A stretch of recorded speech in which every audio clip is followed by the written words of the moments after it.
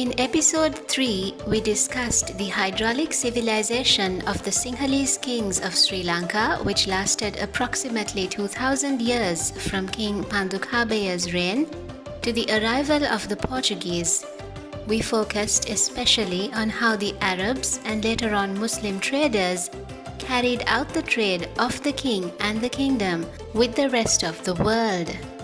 This 2000-year period is generally referred to as medieval history.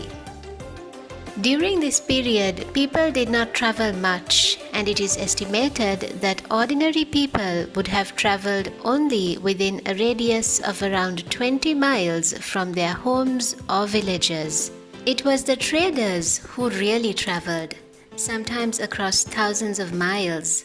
They traveled from village to village, from province to province, and from country to country, not only overland, but some of them also traveled across the seas. In an age where there was no internet, TV, radio, or newspapers, it was these traders who not only brought in the coveted goods from other countries, but also brought with them equally or even more coveted stories of their travels and adventures in other lands.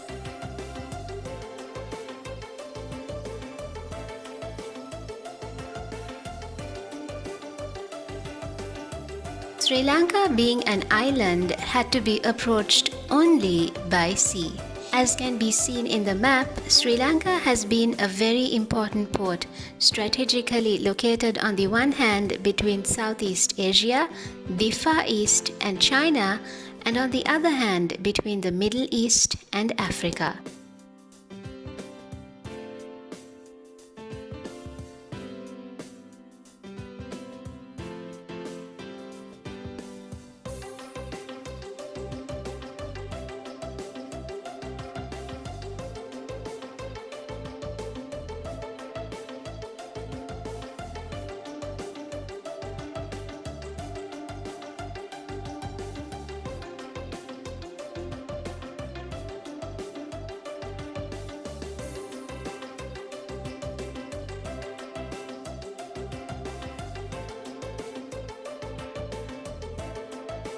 He writes, Ceylon was in fact the place at which all the goods which came from the east were exchanged with those which came from the west. Although the Mohammedan traders who were settled in Ceylon had acquired great wealth and influence very early in the 11th century, and although they continued to possess a most extensive and lucrative trade in its ports till the end of the 15th century, it was during the 12th and 13th centuries that they attained the highest degree of their commercial prosperity and political influence on that island.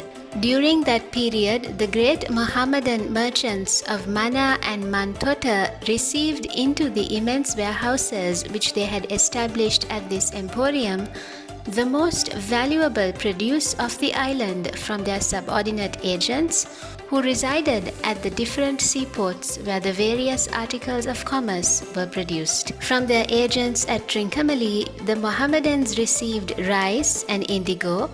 From those at Jaffna, they received the chaya root or red dye, the wood of the black palmyra tree, and the seashells called chanks. From those at Kuduramale near Mana, they received pearls.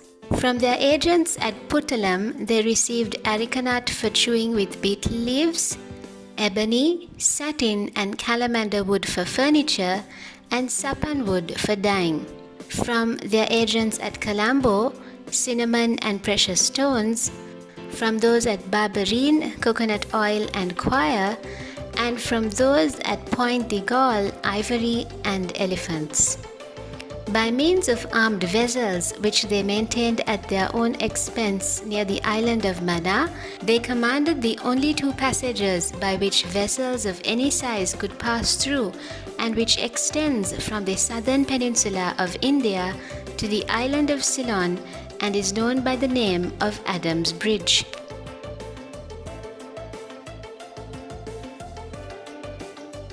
By means of the wealth which they circulated through the country, the Mohammedans enabled the inhabitants of the adjoining provinces to keep their tanks or reservoirs for water in a constant state of repair and their rice fields in a constant state of cultivation.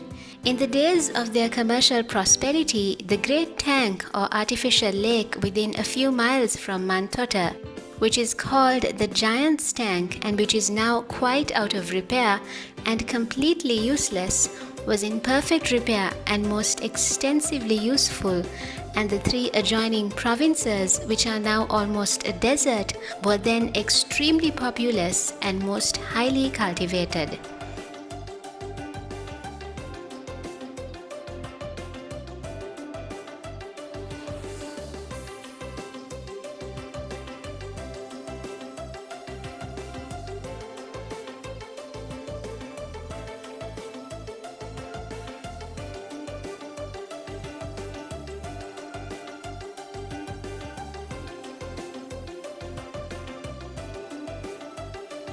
Those of us who have traveled abroad know how beautiful, bright and green the island of Sri Lanka is when viewed from the air. Even South India, our neighbor, does not look so green when compared to Sri Lanka. So imagine what pleasures the sight of Sri Lanka would have given the ancient Muslim traders who had come from desert-like landscapes. The greenery, the rivers, the wavers, the wildlife, the fauna and flora, and even the regular rain would have captivated them.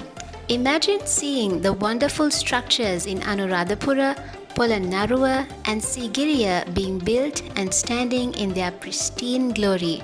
How spectacular and exotic everything would have been to these Muslim traders. The people, the religion, the language, the culture, the foods, the spices, the flowers and birds, the wildlife, etc.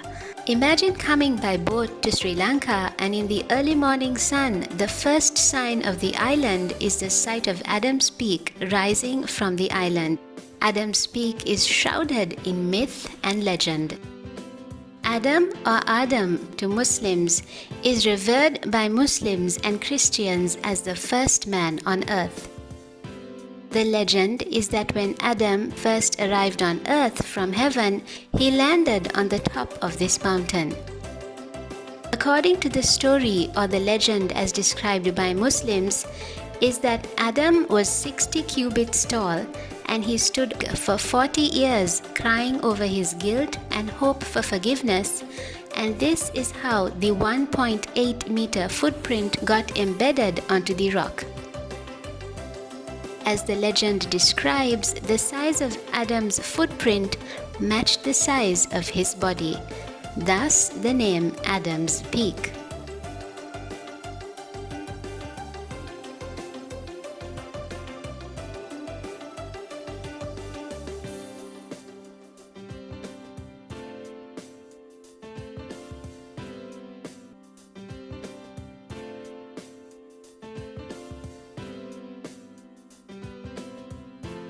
Buddhists and Hindus hold this mountain as sacred for different reasons. One can just imagine what a huge, exotic, variety-filled treasure trove of stories and experiences the Muslim traders would have related to the rest of the world. No doubt the glamour, beauty and wealth of Sri Lanka would have captured the hearts and minds of all those who heard the travel and trade stories described to them by the traders. The famous series of stories about the exotic adventures of an Arab trader and sailor in medieval times titled Sinbad the Sailor is such an example and has for almost 1,000 years captured the minds of adults and children across the world.